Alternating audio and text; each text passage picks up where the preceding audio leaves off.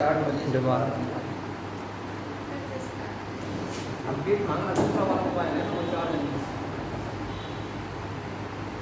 द्वितीय विश्व युद्ध का प्रमुख कारण जो था वह था प्रथम विश्व युद्ध में बदले की भावना युद्ध के बाद, जिसमें फ्रांस इंग्लैंड ने जो पराजित देश थे उनसे बदले की भावना के तहत जो है व्यवहार किया, अपमानित किया, तिरस्कार दिया। प्रथम विश्व युद्ध के पश्चात क्या हुआ था? प्रथम विश्व युद्ध के पश्चात जो पराजित देश थे उनको खंडित करके अनेक देश बना दिए गए अलग अलग। जैसे आपने नाम सुना होगा, आज भी नाम सुना होगा, Czechoslovakia, Yugoslavia, Poland, Albania, Romania, ये सब पहले देश नहीं थे, इन्हें बाद में बना दिया गया।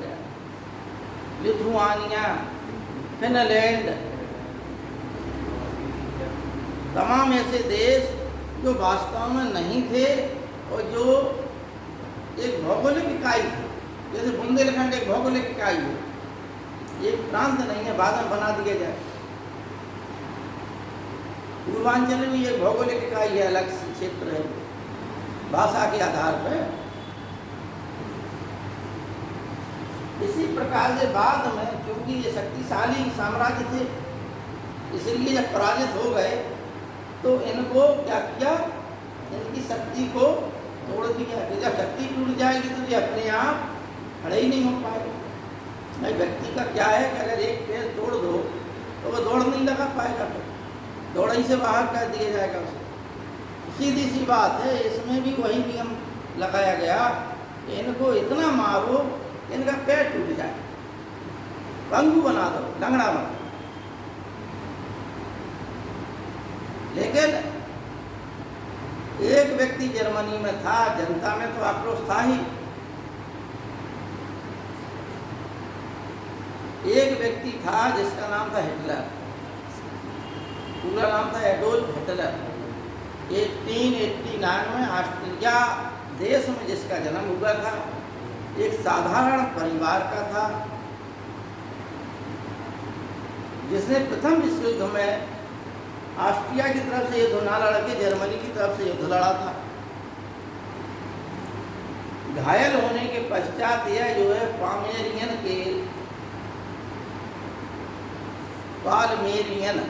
ठीक है ना, क्या है,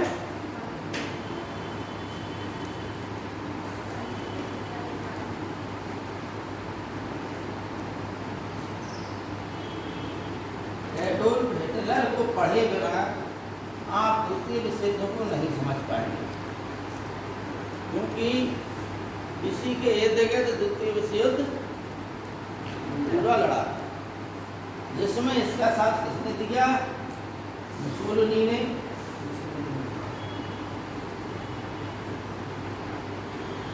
मुसोलिनी का 1983 में इटली में जन्म हुआ था। यह कहाँ का था? इटली का। और हम क्या 1883 और 1800 कितना बताया हमने? इसका एडोल्फ हिटलर का 87 में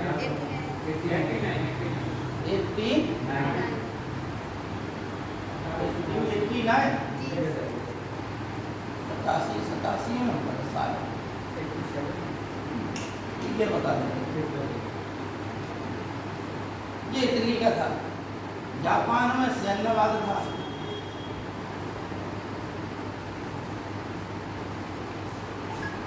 क्या था? सैन्यवाद। अब भाई देखिए आप लोग, हिटलर को समझ लीजिए पहले। बेटा रेगुलर काय नहीं आती था, काम सबको होते हैं, लेकिन क्लास करो तो चलिए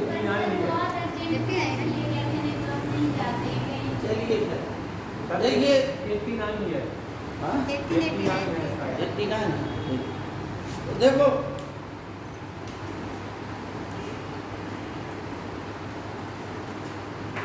अठारह सौ, हम पूरी बताते हैं एडोल्फ हिटलर का। एक ऑस्ट्रिया के साधारण से परिवार में इसका जन्म हुआ। यह पढ़ना लिखना चाहता था एडोल्फ हिटलर, लेकिन माता पिता गरीब थे पढ़ा नहीं पाया तो यह जो है पढ़ने के लिए शायद म्यूनिख चला गया, जर्मनी। वहाँ पर इसने पढ़ाई अपनी की। यह वास्तु शास्त्र से पढ़ना चाहता। बाद में जब पढ़ाई लिखाई पूरी हुई तो एक चित्रकार के रूप में इसने अपना व्यवसाय शुरू, चित्रकारी। ठीक, दीवारों पर पुताई भी करता, चित्र बनाता था। ये सब काम करने का इसका काम। प्रथम विश्व युद्ध हुआ तो प्रथम विश्व युद्ध के दौरान यह जो है जर्मनी की तरफ से युद्ध में कूद पड़ा। युद्ध के दौरान जब युद्ध होता है तो फिर ना ये देखा जाता है कि आदमी की लंबाई कम है या आदमी की चौड़ाई ज़्यादा। बस ये देखा जाता है कि आदमी है और नौजवान है कि नहीं है, अक्षम ना हो शरीर से। क्योंकि युद्ध के दौरान जब अधिक मात्रा में इंसान मरने लगते, तुमको बताया 50 लाख लोग मारे गए। ये आंकड़ों के हिसाब से जाने कितनी वैसी जनता जाने कितनी मारी गई। 50 लाख लोग तो मारे गए प्रथम विश्व युद्ध में। अतः युद्ध के दौरान यह घायल हो गया। पालमेरियन के कहाँ पर? पालमेरियन अस्पताल में इसका इलाज हो रहा था। जिस समय जर्मनी ने आत्मसमर्पण किया उस समय हिटलर इसी अस्पताल में पड़ा हुआ था इलाज के लिए। जब जर्मनी ने आत्मसमर्पण कर दिया तो हिटलर फूट कर रोया। ठीक है ना? फिर वर्साई की संधि ला दी गई जर्मनी पर। इस बात का इसने विरोध किया हिटलर ने, और अंत में इसने जर्मन वर्कर्स पार्टी को ज्वाइन कर लिया।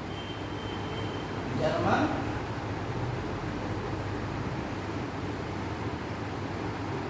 वर्कर्स पार्टी का कार्यकर्ता बन गया, जिसका क्या उद्देश्य था? फ्रांस से बदला ले। इसी का कार्यकर्ता होने के साथ साथ जब इसने देखा कि इससे काम नहीं चल रहा तो उसने एक अपनी अलग से पार्टी बनाई जिसका नाम था राष्ट्रीय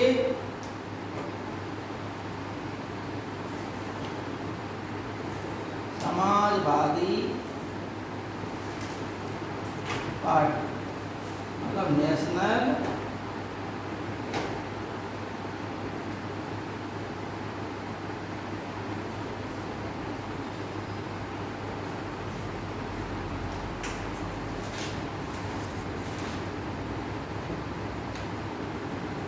शॉर्टकट में हम लोग क्या बोलते हैं? नाजी।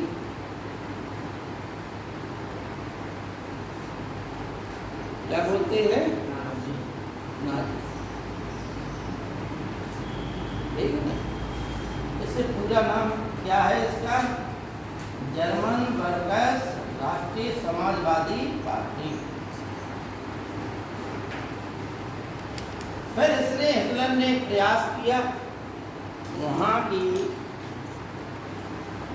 सरकार को पलटने का। ध्यान से सुनना एक एक बात। हिटलर ने प्रयास किया वहाँ की सरकार को पलटने का, जिसमें यह असफल रहा और इसे पकड़कर जेल में 6 साल की सजा हुई। पकड़कर जेल में डाल दिया गया। वहीं पर इसने जेल में रहते हुए वहीं पर इसने एक किताब लिखी जिस किताब का नाम था मीन कैम्प।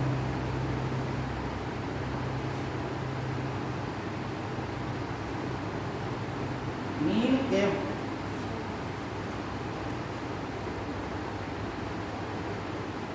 जिसमें उसने नाजी पार्टी थी, उस नाजी पार्टी के कार्यक्रम, उसका उद्देश्य और उसका घोषणा पत्र, ये सब बातें इस मीन कैंप में उजागर कर, ठीक है ना।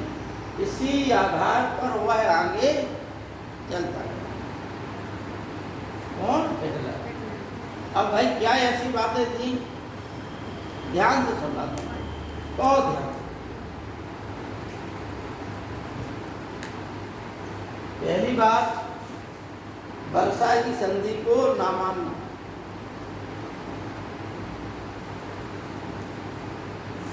प्रथम विश्व युद्ध में जो फ्रांस का अपमान हुआ संधि के द्वारा, और जो फ्रांस ने क्षेत्र लिया, फ्रांस से बदला लेना, यानी अगर कोई सबसे बड़ा शत्रु है तो वो कौन है? फ्रांस। जहाँ जहाँ भी जर्मन के लोग हैं, जर्मन नस्ल के, उन जर्मन नस्लों को एक करना। समझते जाना बात। जर्मनी के नस्ल वाले लोगों को एक करना।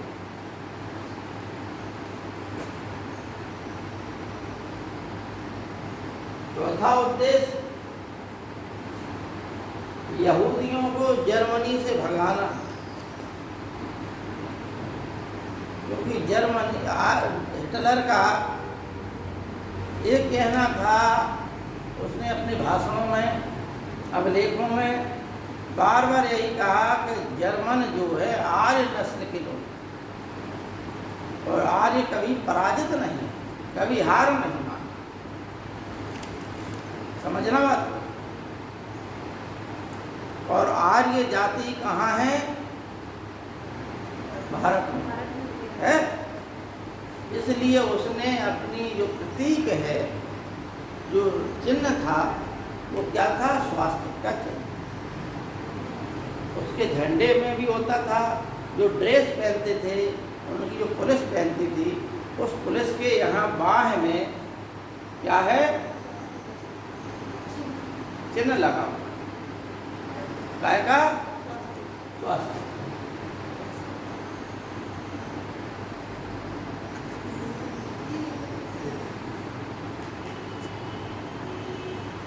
ठीक है।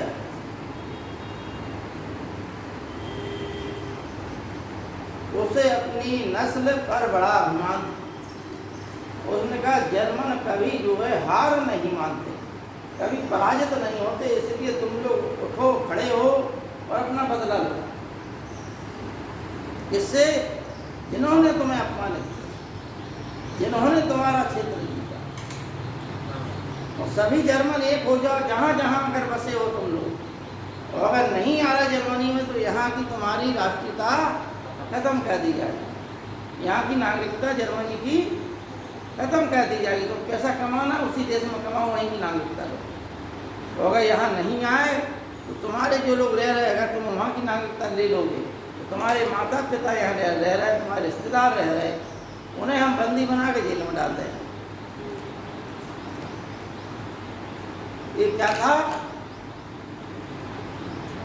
हिटलर की पार्टी के उद्देश्य।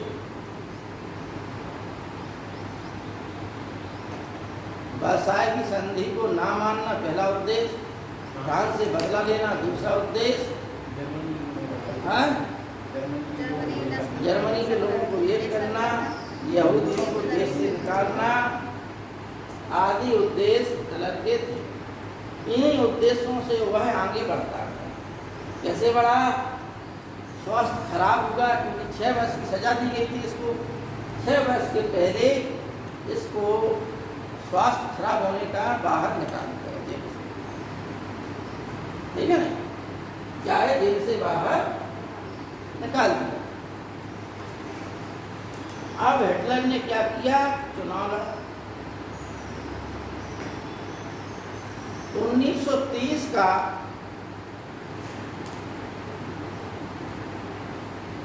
चुनाव लड़ा, जिसमें इससे 195 के आसपास, 195 का 197 सीटें थी। सीटें मिली, लेकिन इसे बहुमत नहीं मिला, ना ही बहुत बड़ी पार्टी। लेकिन फिर भी एक इसने ये सिद्ध कर दिया कि हाँ, नाजी पार्टी देश में उभर रही है। Hindenburg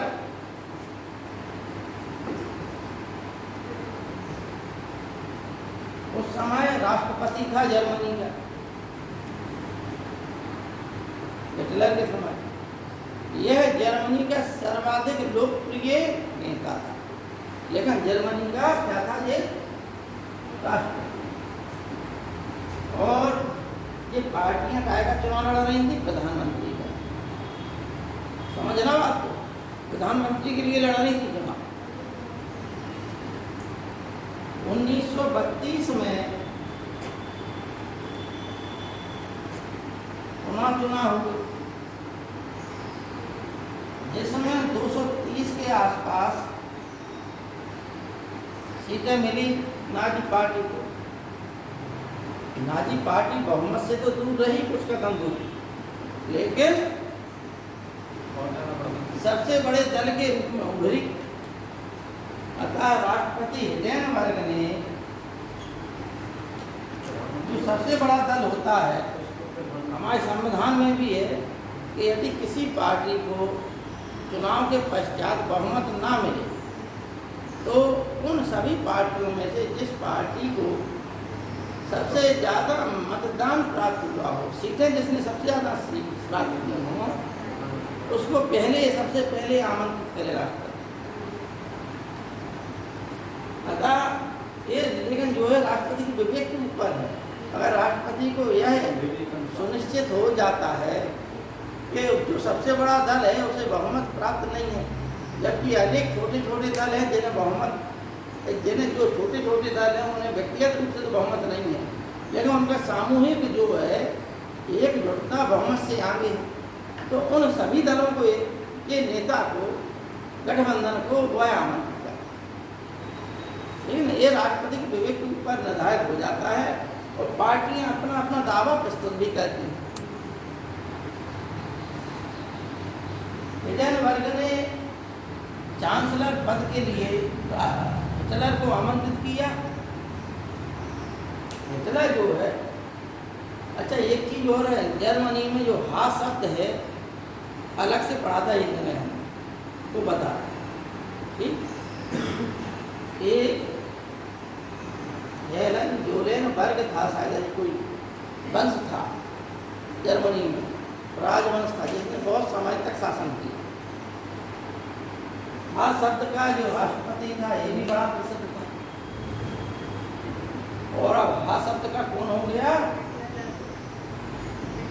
Hitler. तो जनता को ये लगा कि हमारा मुक्तिदाता, और उसका घोषणा पत्र में भी उसने ऐसी बातें कही थी कि जनता का रुझान नाजी पार्टी की ओर हो गया। अतः 1932 में हिटलर चांसलर बन गए। अब हिटलर ने क्या किया, हिटलर ने ये किया, सबसे पहले कि जो विरोधी पार्टियां थीं, उन विरोधी पार्टियों को कानून बनाकर सभी विरोधियों पार्टियों का अंत कर, उनके नेताओं को पकड़ के जेल में डाल दिया। और संविधान बनाया कि सिर्फ जर्मनी में एक ही पार्टी होगी, वो कौन सी party, Nazi party. Nazi party और नाजी पार्टी के कार्यकर्ता ही जो है वैध हैं, बकाया सब अवैध। 1934 में राष्ट्रपति हिडेनबर्ग की मृत्यु हो जाती है। तो अब जो है हिटलर राष्ट्रपति और प्रधानमंत्री सब कुछ बन जाता, सर्वे सर्वा बन जाता। समझ आई बात, सब कुछ बन जाता है हिटलर। कब, 1934 में। लेकिन हमने बताया क्या, हिटलर क्योंकि अपमान से, जो जर्मनी का अपमान हुआ उससे तिलमिलाया हुआ था, सबसे पहले उसने जो राष्ट्र संघ की स्थापना हुई थी 1933 में,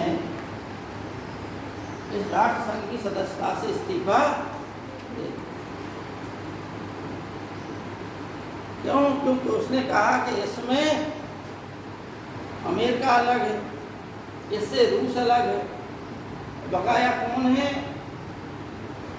यूरोप के देश, और यूरोप के वही देश हैं जिन्होंने हमारे ऊपर संधि ला दी। कौन? इंग्लैंड, फ्रांस, इटली, ये वाले देश जो हैं राष्ट्र संघ के प्रमुख सदस्य थे। अतः 33 में उसने इससे अलग कर लिया। अब वह किसी अंतर्राष्ट्रीय कानून में बंधा हुआ नहीं था। समझ गए बात आप? हिटलर किसी अंतर्राष्ट्रीय कानून से बंधा हुआ नहीं था। अब यहाँ से उसने जो कार्य किया वह कार्य आप लोग एक पेज पे लिख रहे हैं। लिखिए, पहला लिखिए, हिटलर ने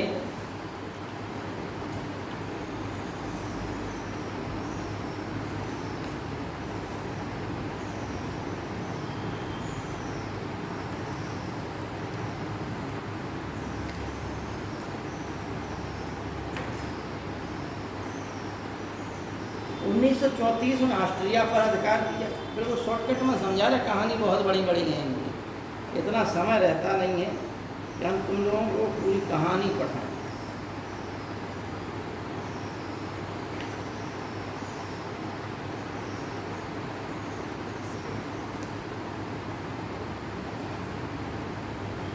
उन्नीस 1935 में ब्रिटेन के साथ समझौता किया।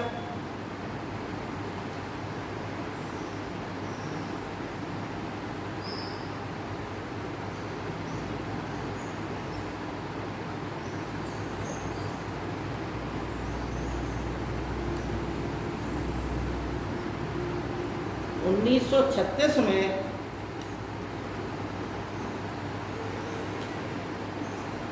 1936 में अलग अलग संधियां की, एक इटली के साथ और एक जापान के साथ। 1936 में इटली के साथ अलग संधि और जापान के साथ अलग संधि।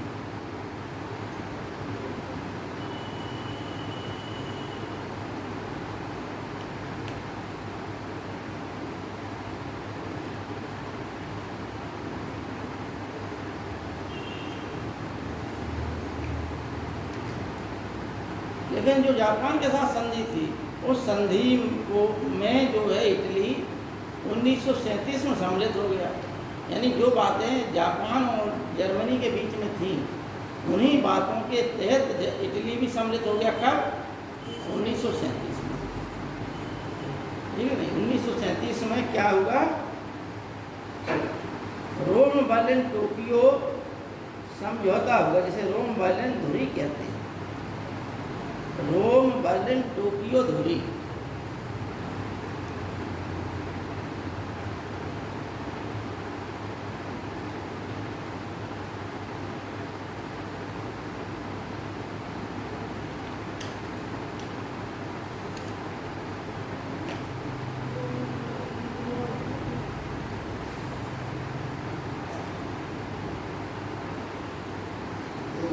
अब लिखिए आप लोग 1934 में रोम बर्लिन टोक्यो धुरी। इसलिए क्या हुआ? धुरी राष्ट्र युद्ध क्या है? धुरी राष्ट्र और मित्र राष्ट्रों के बीच लड़ा गया। ठीक, तो ये क्या हुआ? धुरी राष्ट्र, रोम बर्लिन टोक्यो धुरी। ठीक, कब आई अस्तित्व में? 1937।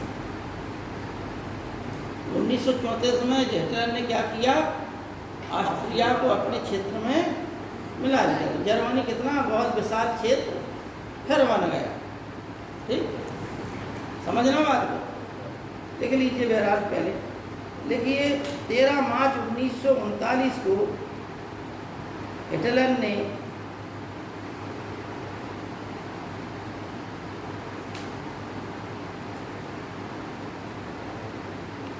13 मार्च 1939 को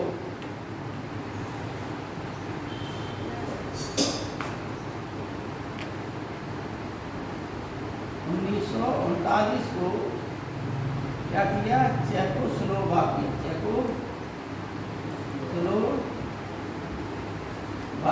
पर अधिकार कर लिया, क्योंकि चेकोस्लोवाकिया के एक भाग पर सुडेटनलैंड नामक क्षेत्र था। सुडेटनलैंड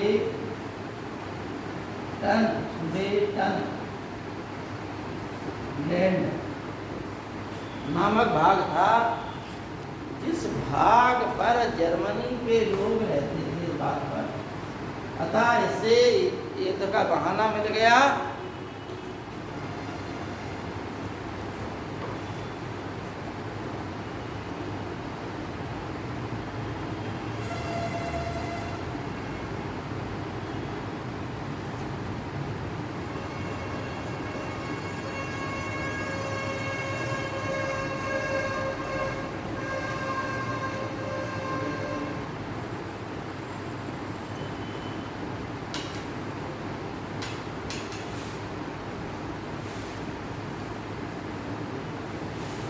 मार्च 1939 को हिटलर ने मेमल पर अधिकार कर लिया।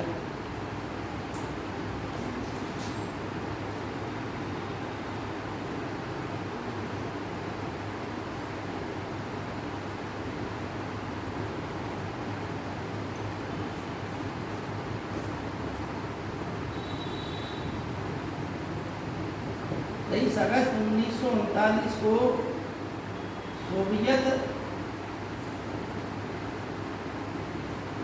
संघ के साथ समझौता कर लिया।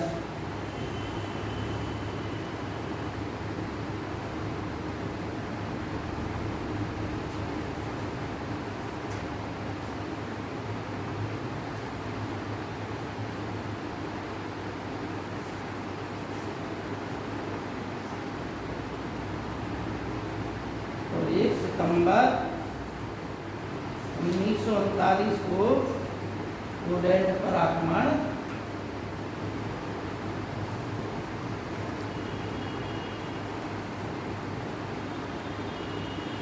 कर लिया। और यहीं से विश्व युद्ध प्रारंभ हुआ।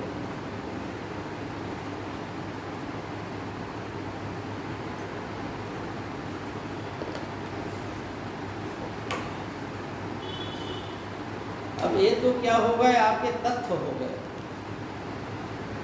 जो परीक्षाओं में पूछे जाते हैं, सीधे सीधे परीक्षाओं में आते हैं। लेकिन कहानी कुछ और भी है इसमें। क्या है, इस हिटलर ने सबसे पहले 1933 में क्या किया, अपने आप को जेबी परीक्षा में आता राष्ट्र संघ से अलग किया, ठीक है ना। दूसरी बात, राष्ट्र संघ से अलग होने के पश्चात इसने जो राइनलैंड है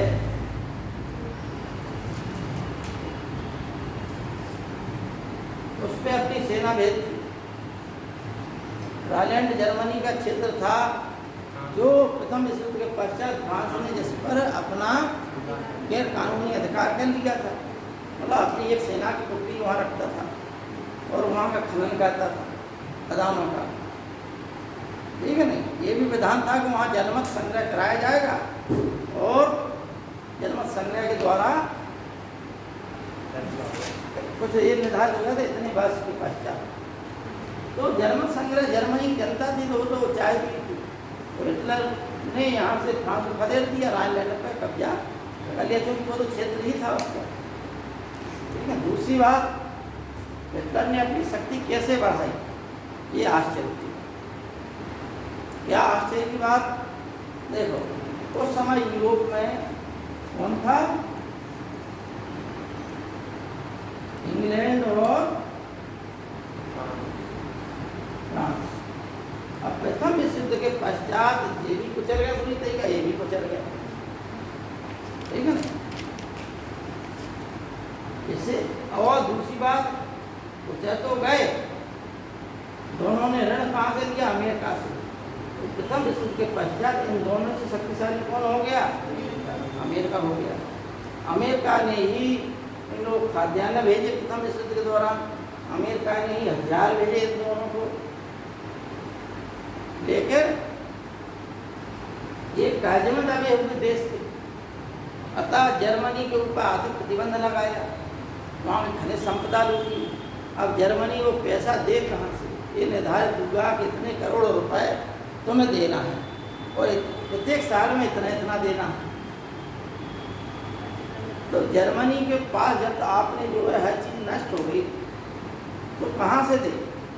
जब हिटलर आया तो उसने कहा कि भाई हम जो कर्ज ये है सत्ता में आया, उसने अमेरिका और इंग्लैंड को एक घोषित कर दिया सब देशों को कि हम संयुक्त राष्ट्र संघ में संयुक्त नहीं हुआ था, राष्ट्र संघ में भी ये घोषित कर दिया कि हम आपको पैसा नहीं दे पा रहे हैं क्योंकि हमारे पास इतने संसाधन नहीं है।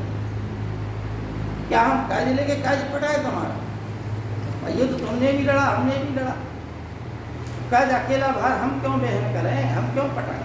अभी तक हमारी जो और सरकार है वो देती नहीं, लेकिन हम नहीं देंगे। अब तो अगर लेना ही है तो हमें जो है पहले तुम कर्ज दो कि हम अपना रोजगार उत्पन्न करें, देश में फैक्ट्रियां खड़ी करें जिससे हमारा माल जो है बिके, आय हो हमें, तो हम उस आय से जो पैसा होगा वो तुम्हारा कर्ज पटाएगा।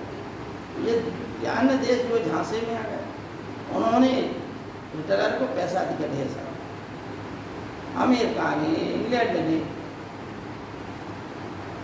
क्योंकि इंग्लैंड नहीं चाहता था कि फ्रांस इतना शक्तिशाली हो जाए कल के दिन वो हमें पटके। इसलिए शक्ति समझना ये जरूरी है फ्रांस पर अंकुश लगाने के लिए कि एक प्रतिद्वंदी बना रहे हैं। तो वो प्रतिद्वंदी कौन था? जर्मनी। इसलिए इंग्लैंड की सहानुभूति जर्मनी के साथ है।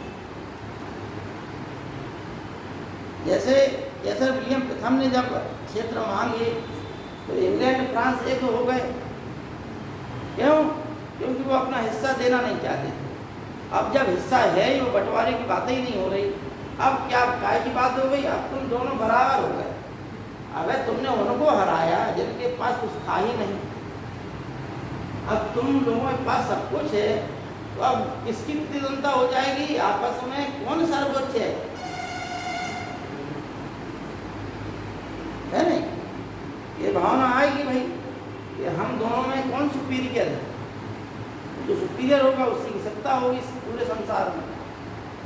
अतः इंग्लैंड फ्रांस से अंदर अंदर भयभीत था, इसलिए उसने जर्मनी के प्रति सहानुभूति दिखाई, उसे कर्ज भी दिया, अमेरिका ने भी कर्ज दिया ढेर सारा, जिससे जर्मनी पुनः खड़ा हो गया। लेकिन हिटलर ने फिर भी बदमाशी की। ऋण देने के पश्चात जो उत्पादन हुआ, जो माल हुआ, उस पैसे को उसने जो है युद्ध की क्षतिपूर्ति के रूप में देने ही बंद कर दिया। हम नहीं दे पाएंगे, ठीक है नहीं? ये क्या कहाँ से कई बहाने बनाए, अपना ऐसे अंगूठा दिखाया, भी अंगूठा देखते रह गए। फ्रांस क्या कर ले? कुछ नहीं, क्योंकि इंग्लैंड कुछ बोले ही नहीं था। इंग्लैंड ने इस समय जिसे इतिहास में कहते हैं तटस्थता,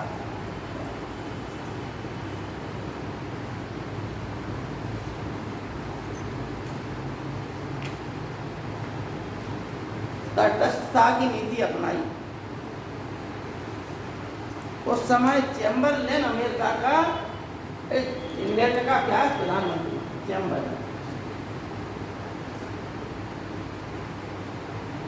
तब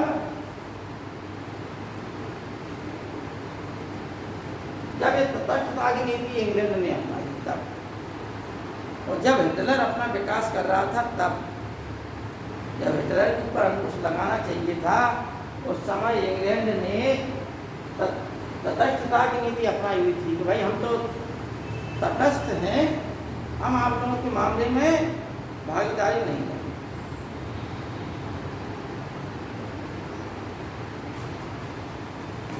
इससे हिटलर ने ये समझ लिया इंग्लैंड का साथ हमारे पास, उधर रूस से भी उसने समझौता कर लिया, वो बात की बात है। तो क्या किया हिटलर ने इंग्लैंड से समझौता कर लिया और ये भी कर लिया कि हम इतने से अधिक जो है नौसेना अपनी नहीं बढ़ाएं, एक सीमा तक ही हम बढ़ाएं। इंग्लैंड संतुष्ट हो गया। क्यों? क्योंकि इंग्लैंड को फ्रांस के खिलाफ ही तो चाहिए था कुछ।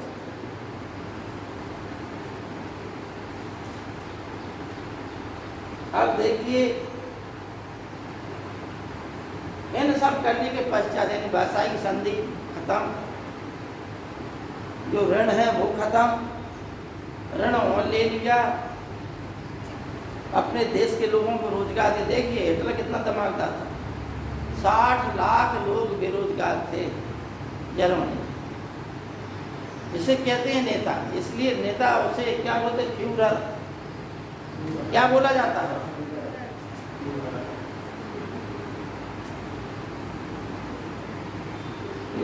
फ्यूहरर माने नेता। अब नेता क्या होता है समझिए। जर्मनी भाषा में नेता को क्या बोलते हैं? फ्यूहरर। क्या होता है नेता बता रहे हैं। 60 लाख लोग बेरोजगार थे और इनको रोजगार देना था। तो उसने इन जितने लोग थे बेरोजगार उन सबको एक संघ बना दिया, आओ हम तुम्हें रोजगार। किसी को भी बेरोजगार नहीं रखा जाएगा और इन लोगों को वेतन देना शुरू कर दिया। और काम क्या लिया इनसे वो काम लिया जिससे जर्मनी की भी उन्नति हो और जो क्षेत्र से कुछ उत्पन्न नहीं हो रहा वो क्षेत्र भी उपजाऊ हो जाए। कौन सा? ऐसी भूमि पड़ी हुई थी जो अनुपजाऊ थी, जिन पर खेती नहीं की जाती थी, उन कुछ जंगलों को साफ किया गया। कुछ ऐसी भूमि जो पड़ी हुई थी खाली, उन पर इनको काम में लगाया गया और बहुत बड़ी क्षेत्र जो है हिटलर ने उत्पन्न कर दी। खाद्यान्न की समस्या भी खत्म हो गई जर्मनी। इसे नेता कहते हैं। जब वो हिटलर भाषण देता था तो बीच बीच में रोने लगे जर्मनी की दुर्दशा को देखकर। तो जर्मनी की जनता के लिए वो हीरो बन गया। ठीक है, ये सब कार्य क्या थे? चेकोस्लोवाकिया में सुडेटनलैंड था जहां जर्मनी के लोग रहते थे ज़्यादा। यहाँ पर इसे समझाया गया तो ये कहा इसमें कौन कौन आ गया? फ्रांस भी आ गया, इंग्लैंड का राष्ट्रपति चैम्बरलेन भी आ गया, प्रधानमंत्री, और चेकोस्लोवाकिया पर दबाव डाला कि तुम सुडेटनलैंड हिटलर को दे दो, क्योंकि वहाँ जर्मनी के लोग रहते। और ये भी इन लोगों ने वचन दिया, किसने? फ्रांस ने और चैम्बरलेन, इंग्लैंड ने। इसको चेकोस्लोवाकिया ये क्षेत्र देने के पश्चात तुम्हारी सुरक्षा का भार हमारा। समझना बात? लेकिन हिटलर इतने से ही संतुष्ट नहीं होने वाला था। ये क्षेत्र लेने के पश्चात हिटलर ने चेकोस्लोवाकिया पे आक्रमण कर दिया और वहाँ कब्जा कर लिया। इंग्लैंड देखता रहा, फ्रांस देखता रहा। समझ आ गई बात? दोनों ही देखते रहे। इसे क्या बोलते हैं? विश्वासघात। आपने सुरक्षा का भार लिया चेकोस्लोवाकिया का, और जब हिटलर ने आक्रमण किया तो तुम देखते ही रह गए। चेकोस्लोवाकिया इंग्लैंड के, जर्मनी के अधिकार में चला गया। इसी प्रकार से जहाँ जहाँ जर्मन जाती थी हिटलर को बहाना चाहिए। 1 सितंबर 1939 को पोलैंड पर आक्रमण कर दिया और सितंबर महीने समाप्त नहीं हो पाया, पोलैंड पर विजय प्राप्त हिटलर। जबकि इंग्लैंड भी फ्रांस की युद्ध में कूद गया, फिर भी वो पोलैंड की रक्षा नहीं करता। एक तरफ से रूस भी इस युद्ध में कूदा हुआ था, क्योंकि रूस को भी पोलैंड का पूरी भाग चाहिए था, और जर्मनी पोलैंड रूस के बीच में पहले ही संधि हो चुकी थी। इन दोनों ने अब जब जीत लिया पोलैंड को, तो आपस में बंटवारा कर। अब हिटलर के पास क्या बचा? पूरा यूरोप बचा। एक एक करके यूरोप के प्रत्येक देश को मारा, पीटा, भगाया, कब्जा किया।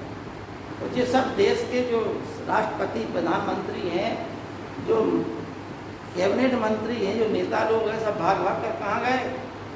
फ्रांस, इंग्लैंड में। अब बारी आई फ्रांस की, तो फ्रांस को भी पर आक्रमण किया। फ्रांस की एक एक ईंट को उसने भोंद दी, प्रेस पर भी अधिकार किया। पूरा फ्रांस हिटलर कर दिया, पूरा यूरोप कब्जे में आ गया हिटलर। अब कौन बचा? इंग्लैंड, रूस। अब इतना बड़ा साम्राज्य हो गया हिटलर का। अब एक तरफ इंग्लैंड बचा जो समुद्र के उस पार था, और स्थल सीमा किससे जुड़ रही थी? रूस से।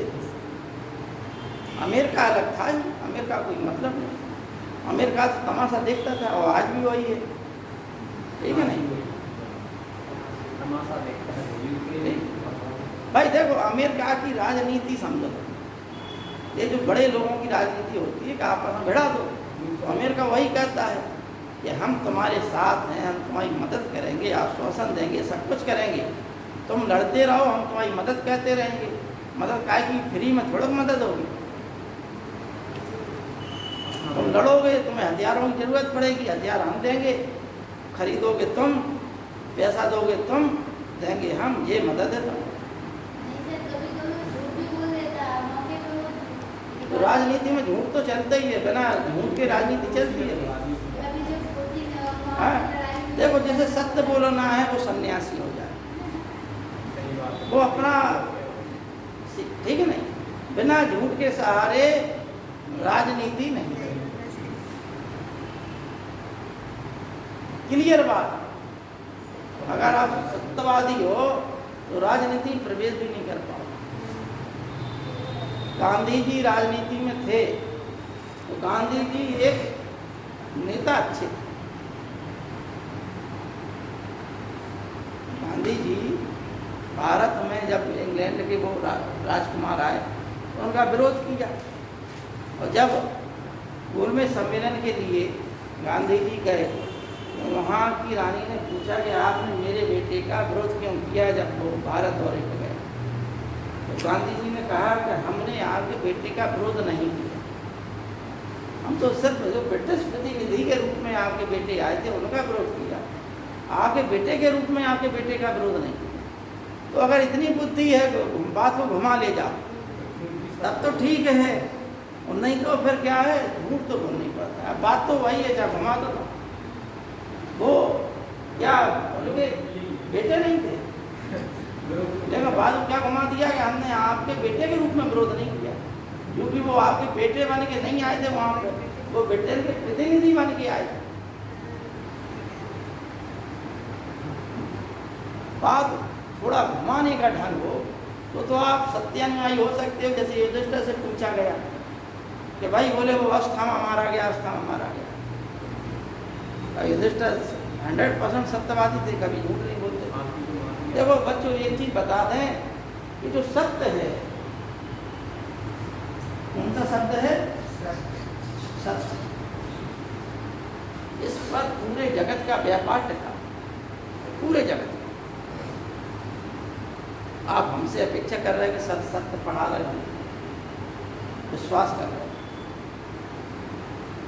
दुकान पे जा रहा है तो दुकानदार से सौदा ले रहा है इस आधार पे कि ये भी सत्यता पे दे रहा, सत्यता पे दे रहा होगा, बेईमानी नहीं कर रहा होगा, ईमानदारी सत्यता से दे रहा होगा। तो पूरा संसार का व्यापार जो है विश्वास और सत्य पे टिका होगा। विश्वास कब होता है? जब आप ये माने कि आदमी सत्य है। सही, सत्य का मतलब सही आचरण पर चलने वाला। सत्य का मतलब क्या है? सही आचरण चलने वाला वो सत्य है। लेकिन कहानी इसके उलट है और प्रकृति का नियम है, इसलिए आप लोग ये धारण करके ना चलें। हमने अपनी जिंदगी में भी अनुभव करके देख लिया, बहुत अनुभव की बात बता कि हमारे पूर्वज ही बहुत पहले किए गए। अस्तो माँ सदगमय, तमसो माँ ज्योतिर्गमय, मृत्योर माँ अमृतम गमय। बृहदारण्यक का उपनिषद में है बात है। क्या कही गई? असत्य से सत्य की ओर। कहीं भी इस चीज का खंडन नहीं किया गया कि जगत में असत्य नहीं, असत्य है। और असत्य की आधारशिला क्या है? सत्य। संसार में प्रकाश है, लेकिन प्रकाश की आधारशिला क्या है? अंधकार। और अंधकार की आधारशिला क्या है? झूठ किस पे खड़ा हुआ है? सत्य पर। और सत्य की पहचान भी तभी है जब झूठ होगा।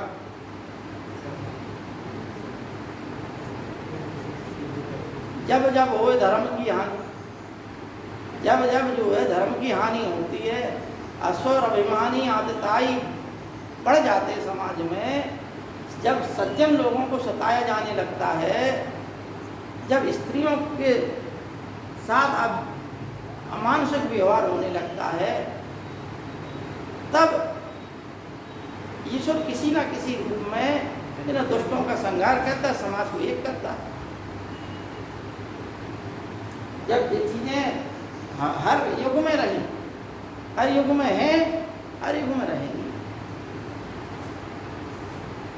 हमें सावधानी से बस यही विवेक जिंदगी यदि व्यतीत करना है तो इस मापदंड को समझ लेना है कि संसार का हर आदमी सत्यवादी नहीं है और संसार का हर आदमी मिथ्यावादी नहीं है, मिथ्याभाषी बोल लो। ये जरूर है, पैमाना बहुत बड़ा है इसका, झूठ बोलना। और सही बात ये है कि जो सत्य पर चलने वाला होता है, अगर वो क्रोध में कोई असत मतलब ऐसा वचन भी बोल दे तो वो भी सत्य होगा। सबसे बड़ा तप है क्या? सत्य। सबसे बड़ा दान है क्या? ज्ञान का दान, विद्या दान। सबसे बड़ा दान क्या कहलाता है? विद्या दान। विद्या दानम सर्वधन प्रधानम। सभी धनों में सबसे बड़ा दान कौन सा है? विद्या। और आदमी मास्टर बन जाता है, बच्चों को ईमानदारी से पढ़ाता है। सिर्फ खाली इतना ही द्वितीय विशुद्ध है, ये हो गई, खत्म हो गया। अरे भाई, बच्चों में नैतिक शिक्षा, बच्चों के उत्कर्ष के लिए भी शिक्षा देते रहो बीच बीच में। भाई, ज्ञान का तो विकास आप कर ले जाएंगे, लेकिन जो नैतिक शिक्षा का है, जो व्यवहारिक शिक्षा का ज्ञान है, वो बच्चों को कौन देगा? ये भी जरूरी है। ये अगर अनुभव नहीं होगा आपके पास, तो ये पढ़ने के बाद आपको जाना तो व्यवहार के क्षेत्र में, वहाँ आप फेल हो जाएंगे, क्योंकि व्यवहार है नहीं, कुछ व्यवहारिकता का ज्ञान ही नहीं है कि नहीं? देखो बच्चों, हिटलर ने ये सब किया। हिटलर का साथ किसने दिया? इटली में, जापान ने एशिया में अपनी गुंडियाई दिखाई। जापान कहाँ तक पहुँच गया? जापान भारत तक पहुँच गया, जीत लिया, पूरा कोरिया जीत लिया, कुछ चीन का क्षेत्र जीत लिया, बर्मा जीत लिया, इंडोनेशिया जीत लिया और नागालैंड कोहिमा तक पहुँच गया। ये जीत लिया था। अंडमान निकोबार जीत लिया, क्योंकि उस समय सुभाष चंद्र बोस थे वहाँ पर, उन्होंने भी अपनी एक राष्ट्रीय सरकार बना ली थी। तो जापान, जर्मनी ने उन्हें जो है भारत का प्रतिनिधि घोषित कर दिया, उनकी सरकार को मान्यता दे दी। करीब 7 या 9 देश थे जिन्होंने सुभाष चंद्र बोस की सरकार को मान्यता दे दी थी। ठीक है नहीं? इसलिए ये जो क्षेत्र है वो भारत भी भयभीत हो गया। महात्मा गांधी दुहाई देने लगे इंग्लैंड अमेरिका को, इधर ऑस्ट्रेलिया, इधर चीन, इधर अन्य देश भी इंग्लैंड में दबाव बना रहे थे भारत को स्वतंत्र किया जाए। क्यों? क्योंकि जापान यहाँ तक आ गया। अब बचा कितना क्षेत्र था जब भारत का कुछ क्षेत्र जीतने लगा। उधर इटली ने भी अपना जो इधर का क्षेत्र पूरा जीत लिया। किसने? हिटलर ने। यहाँ का क्षेत्र किसने जीत लिया? यूरोप का इटली। इटली का कौन था? इटली में भी तानाशाह था जिसका नाम था मुसोलिनी। इटली में भी तानाशाह जिसका नाम था मुसोलिनी। और मुसोलिनी हिटलर से बड़ा था और सबसे पहले जो सिद्धांत दिया मुसोलिनी ने, उसके सिद्धांत को क्या बोलते हैं? मुसोलिनी के सिद्धांत को कहाँ गया मुसोलिनी? इनके सिद्धांत को बोलते हैं फासीवाद। इनके सिद्धांत को ये प्रथम विश्व युद्ध की उपज थे। प्रथम विश्व युद्ध के कारणों में क्या था? तानाशाहों का उदय।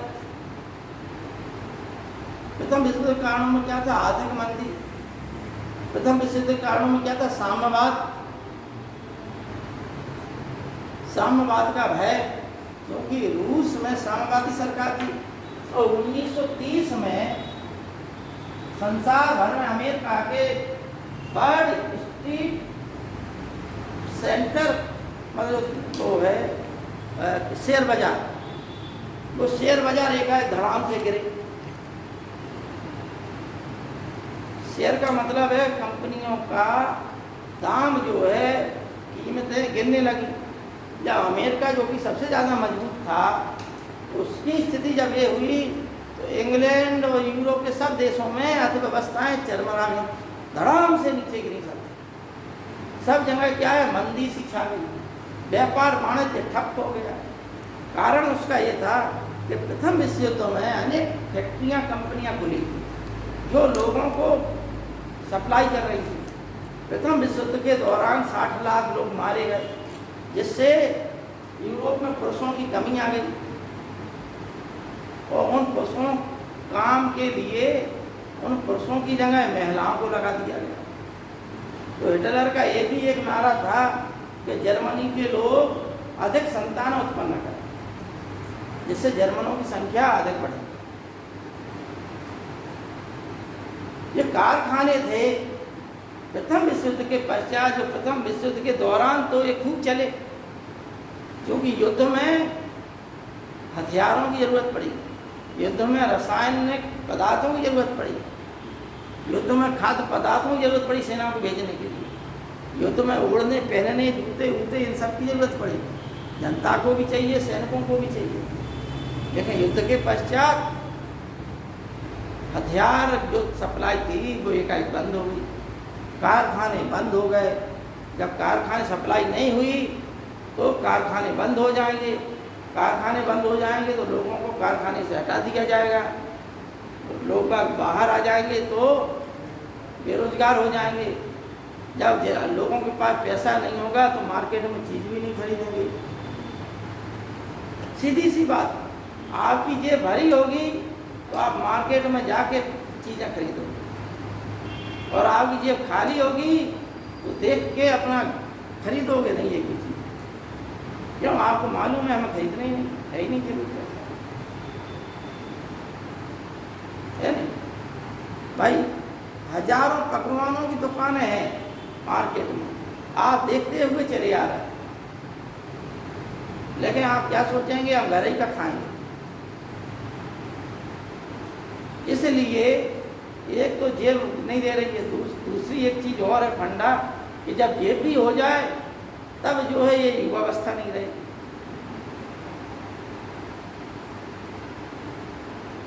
फिर आप फिर घर ही का खाएंगे, क्योंकि घर का जो शुद्ध मिलता है वो मार्केट का शुद्ध नहीं है। बहरहाल जेब में पैसा होता है तभी आप फ्रिज खरीदेंगे, तभी आप टीवी खरीदेंगे। एक मोटरसाइकिल है तो आप बुलेट भी खरीदेंगे। एक 8 लाख की गाड़ी है फिर आप 20 लाख की भी खरीदेंगे। एक प्लॉट है, पैसा है तो आप 4 प्लॉट भी खरीदेंगे। जरूरत एक की भी नहीं, एक मकान है ही आपका ऑलरेडी, लेकिन एक प्लॉट ले लिया फिर और 4 ले लिए। क्यों? ये जरूरत नहीं है, ये पैसा है जेब में, इसलिए खरीदे। और जब पैसा ना हो तो आप सब्जी भी नहीं खरीदेंगे। गलत कह रहे हैं? तो आर्थिक मंदी कैसे आई? इसी कारण आई, लोग बागों की जेब में पैसा नहीं। जब पैसा नहीं तो मार्केट की चीज़ खरीदेंगे नहीं। जब मार्केट की चीज़ खरीदेंगे नहीं तो उन चीज़ों का होगा क्या? चीज़ों का क्या होगा? चीज़ें खराब होने लगेंगी, उन कंपनियों के मालिकों के पास पैसा नहीं आएगा, वो लोगों को छटनी करने रहेंगे, बेरोजगारी बढ़ती जाएगी। इसने, इस आर्थिक मंदी ने सब देशों को आर्थिक रूप से कमजोर कर दिया। जब सब देश कमजोर हो गए तो ज्यादातर देशों के मन में क्या आई बात, ये दौर भी आर्थिक मंदी का दौर गुजर रहा है, तुम लोग ध्यान से देख समझ लो। कोरोना के कारण आर्थिक मंदी आई है, क्योंकि 2 साल खरीद फरोख्त नहीं हुई, 2 साल कारखाने बंद रहे।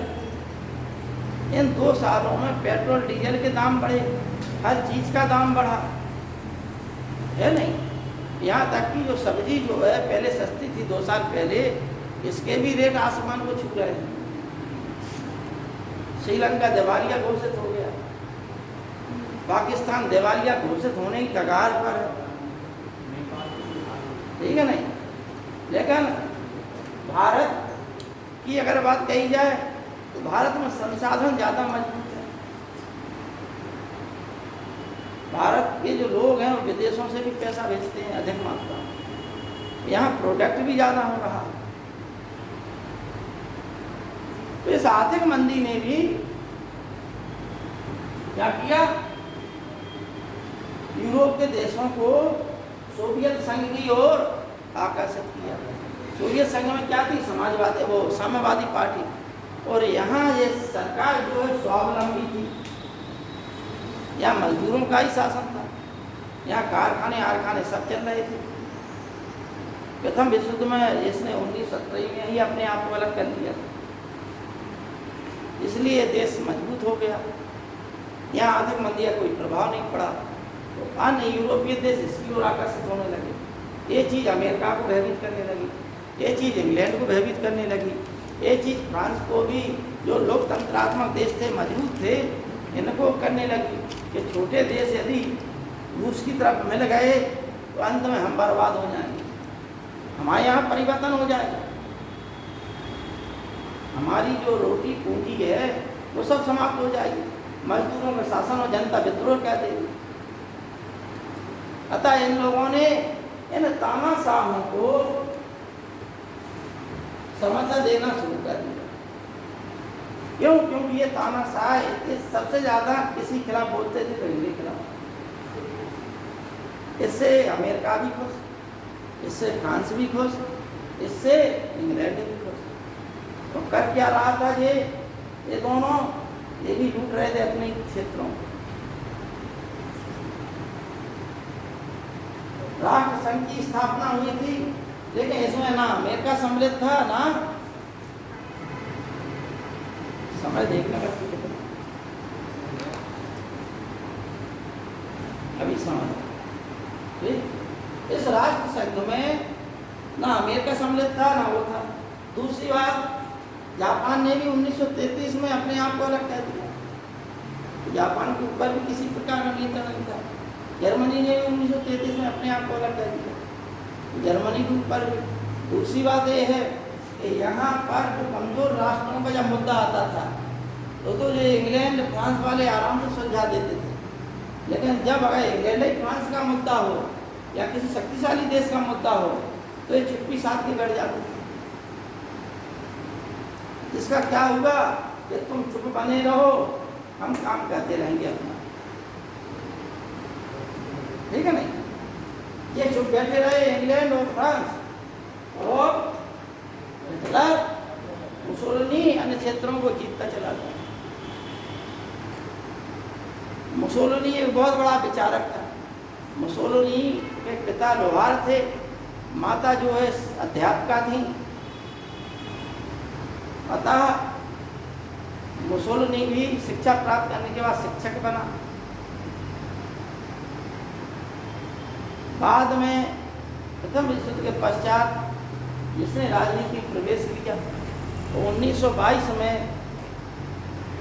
क्योंकि 1919 में जब वर्साय की संधि हुई या संधि सम्मेलन हुआ, तो उसमें इटली ने प्रथम विश्व युद्ध में इसलिए भाग लिया था कि उसे लूट का जो बाद में जो होगा, जो लूट होगी, उस लूट में उसे भी बहुत माल मिलेगा। समझ आ रही बात? कैसी लूट? जर्मनी से लूट, जो पराजित राष्ट्र है उनसे लूट। लेकिन एक दो चीजें पकड़ा दी गई।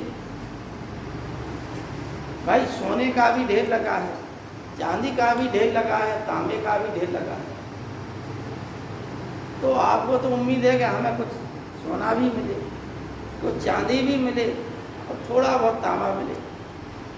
लेकिन सोना दिख ही नहीं गया तुमको, कुछ चांदी पकड़ा दी गई, अधिक मात्रा में तांबा पकड़ा दी गई, तो तुम संतुष्ट हो जाओगे। जबकि लड़ाई बराबर लड़ी, पैसा बराबर का खर्च किया, सब कुछ बराबर का किया, अंत में क्या ठेंगा दिखा दिया। बाकायदा मान सम्मान सब कुछ दिया। हमारे यहाँ एक लोग थे, उनके पास 40 बीघा खेती थी। तो एक डॉक्टर साहब रहे, उन्होंने उन्हें जो है कभी 2000, कभी 4000, कभी 6000, उन्हें ज़रूरत पड़े तो बाकायदा इज्जत से सोफे पर बैठाते थे, अपन नीचे बैठ जाते, इज्जत से बैठा। काय पे बैठा ला? सोफे पे। अपन कहाँ बैठे? नीचे फर्श पे। तो महाराज काय के लिए आए? कर्ज लेने के लिए। कर्ज भी सम्मान के साथ दिया जा रहा है। महाराज पानी पिलाया जा रहा है, चाय पिलाया जा रहा है, नाश्ता भी किया जा रहा है। तो महाराज से नंबर 1 की कंगला, कुछ काम धाम करना नहीं, बस खेती बेच के अपना भरण पोषण करना। पूरी खेती महाराज ने पूरी ले ली। कटोरा लेके भीख मांगते हुए मर गए महाराज। हाँ, पत्नी है, बच्चे हैं, दोनों तीनों जो है महाराज मरे गए, ये तीनों जो है बाबा बन गए। ठीक, भीख मांगे तो उन्हें ये लगा कि इससे बढ़िया रोजगार कोई यही नहीं। मांगते जाओ, लाखों रुपए इकट्ठा कर लिया, भीख मांगे। 3 लोग मांग रहे बैंक में, ठीक है नहीं। उन्हें लगा कि ये तो सब चीज़ें बेकार की, पश्चाताप ही नहीं होती। खूब गुटखा खाए। जो बिटिया थी, शादी भी हो गई थी, तो भी नहीं भेजा उसे ससुराल वालों, अच्छी जगह। गुटखा खा खा के कैंसर हो गया, मर गए। इलाज में 4-5 लाख रुपए जोड़े थे, वे सब खर्च हो गए, फिर रोड पे आ गए। लेकिन भीख का जो प्रोग्राम है आज भी चालू है। 40 बीघा खेती बेच दी। काय में महाराज सोफा पे बैठे, सम्मान के साथ महाराज ने ऋण लिया। इटली के साथ भी वही हुआ। बैठाया तो गया सोफे पे, 1-2 क्षेत्र दे दिए उपनिवेशवाद के नाम पर, साम्राज्यवाद के नाम पे। भाई ये क्षेत्र तुम ले लो, ये क्षेत्र तुम ले लो। पता है नहीं, सोने का भी ढेर लगा, तांबे का भी ढेर लगा, तांबे का भी ढेर लगा। सोने पे हाथ ही नहीं धरने दिया, क्योंकि सोना किसे चाहिए था? इंग्लैंड और फ्रांस को। सबसे ज़्यादा जो लालायत था वो कौन था? फ्रांस। फ्रांस तो इतना क्रोध में लालायत था, जैसे भोजन आ जाए तो कुछ लोग ये भी इंतजार नहीं करते कि चलो भाई आप सब लोग कहेंगे चलो शुरू करो, तब शुरू करें। कुछ लोग शुरू ही हो जाते हैं। है नहीं, क्योंकि वे ज़्यादा लालायत हो गए भोजन के, ठीक है नहीं। ऐसे तुम्हें बहुत जगह हर जगह मिल जाएंगी, बहुत ज़्यादा अत्यधिक लालच आ जाता है, चीज़ों को देखते ही वो सब समाजवाद भूल जाते हैं कि समाज के नियम मापदंड क्या है, सब अपना ही दिखाई देता है, अपना सामने का लक्ष्य दिखाई देता है। ये स्थिति थी, इसलिए इन चीज़ों का लाभ इटली की जनता असंतुष्ट थी, इसलिए इन चीज़ों का लाभ किसने उठाया? मुसोलिनी। मुसोलिनी का लोकतंत्र के प्रति इन दोनों का नज़रिया खराब था, हिटलर का भी और मुसोलिनी का। मुसोलिनी कहा करता था, विचारक था बहुत बड़ा, अवंती नामक एक समाचार पत्र निकालता था। क्या नाम था इसका? अवंती। तो सब नाम जो है हिंदी वाले हैं, हमें लगेगा कि बहुत सी चीज़ें जो है भारतीय हैं। अवंतिका उज्जैन कहते थे पुराने समय, तो अवंती नामक नाम था इसका समाचार पत्र। ठीक, एक BNO के इतिहासकार आज से 20 साल पहले उनकी किताब पढ़ी थी, उन्होंने हर चीज़ को हिंदू दृष्टिकोण से लिख दिया। बोले रोम जो है नहीं, वहाँ उनके लड़के हैं, रोम क्या है, रोम में जो अगर डंडा हटा दो जी, मांगता हटा दो, क्या बन जाएगा? तो उनका एक कहना था, रोम जो है कभी रामनगर था, शॉर्टकट में क्या हो गया, ठीक है, थोड़ा भ्रष्ट हो जाता है। जैसे जो पितृ शब्द है, पितृ शब्द से ही सब भाषाओं का उदय हुआ। पिता, पितृ, पिटर, पाटर और फादर। पितृ, पितृ संस्कृत का, पिता हिंदी का, पिटर लैटिन का है, पाटर किसी और भाषा का, तो पाटर के बाद फादर। अब भ्रंश हो रहा, इसी प्रकार से मात्र से मदर और जाने क्या क्या नाम बना। सब भाषा, जितनी भाषाएं हैं निकला है यहीं से सब। तो भाषा विज्ञानी भी इस चीज़ का खोज किए हैं कि शब्द वही निकले हैं, तो आखिरकार ये कई जगह के थे लोग, बाद में विकसित होते चले गए, परिवार बढ़ता गया।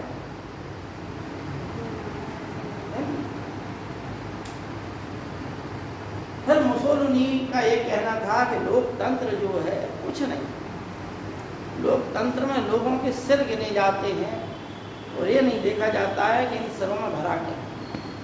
लोकतंत्र में जनता जो है भेड़ बकरियों की तरह होती है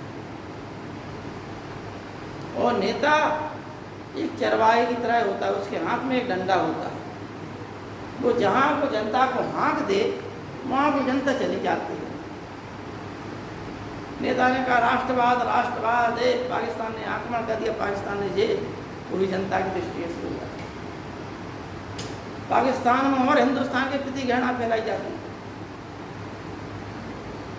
इतनी हद तक घृणा फैलाई जाती है कि तुम्हारा व्यापार वाणिज्य सब कुछ यहीं से चल रहा, यहाँ का पैसा ले लेके तुम नकली बना के यहीं इन्हीं के देशों को बेच के हथियार खरीद रहा है, यहीं पर गोलाबारी कर रहे हैं, यहीं के लोगों को मार रहा है, यहाँ से माल ले लेकर तुम संपन्न हो रहे, सब कुछ कर रहे, आयात निर्यात हो रहा है। अब भारत ने क्या किया, जब से इनकी नरेंद्र मोदी जी की सरकार आई, उन्होंने व्यापार ही बंद कर दिया, व्यापार बंद कर दिया, अब पाकिस्तान ठप हो गया।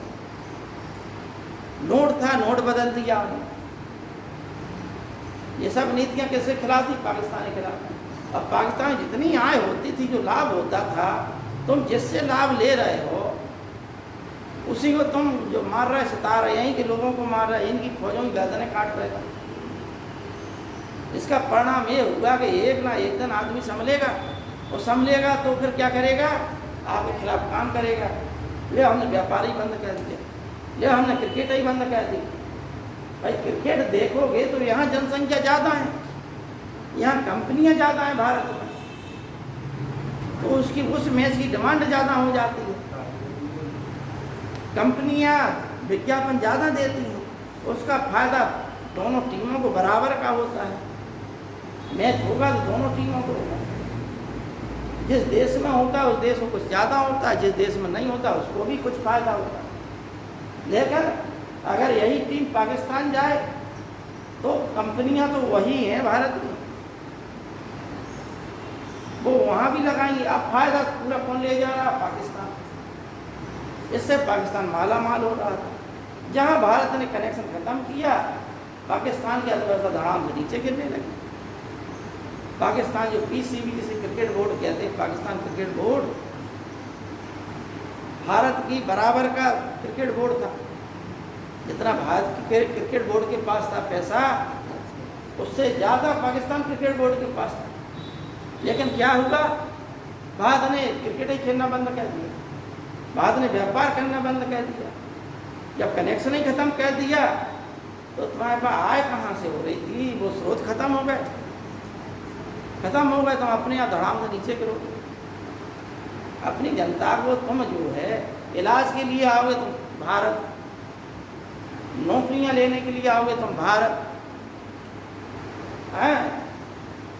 अपनी एक्टिंग दिखाने के लिए आओगे तुम भारत, और यहीं का उल्टा और सीधा नोट छापोगे गलत, फिर उनसे हथियार खरीदोगे और अपने ही लोगों को तुम हथियार दोगे, यहाँ के लोगों को मारोगे।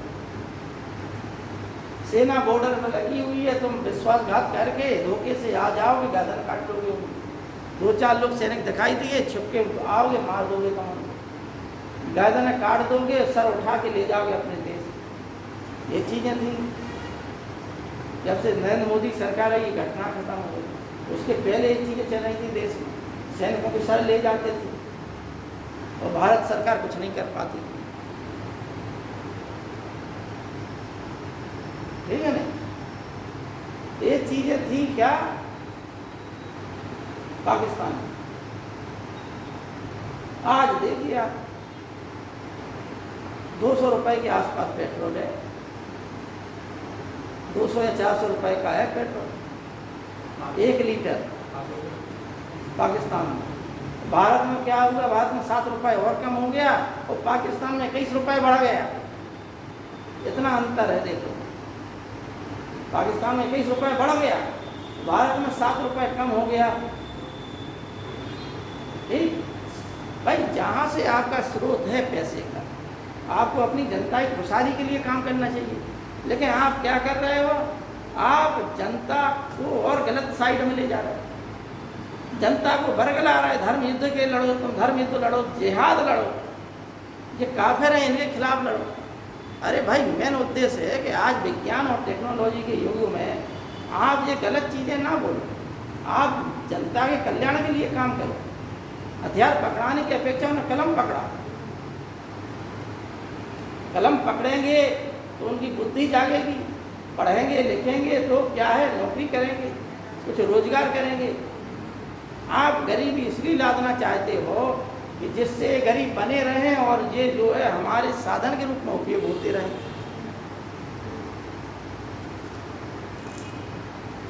बताइए, अंतर्राष्ट्रीय स्तर पर कोई भारत है, कोई पाकिस्तान का वैज्ञानिक, कोई ऐसा वो टेक्नोलॉजिकल है जो विश्व की अन्य कंपनियों में शीर्ष पद पर बैठा हो?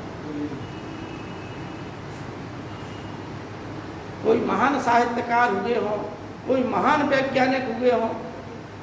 भारत में 5-6 लोगों को तो वैज्ञानिक के क्षेत्र में पुरस्कार मिल चुका, नोबेल पुरस्कार है नहीं। ये चीज़ें जनता कल्याण के लिए करना चाहिए। ठीक है बच्चों, आज का इतना ही टॉपिक रहेगा।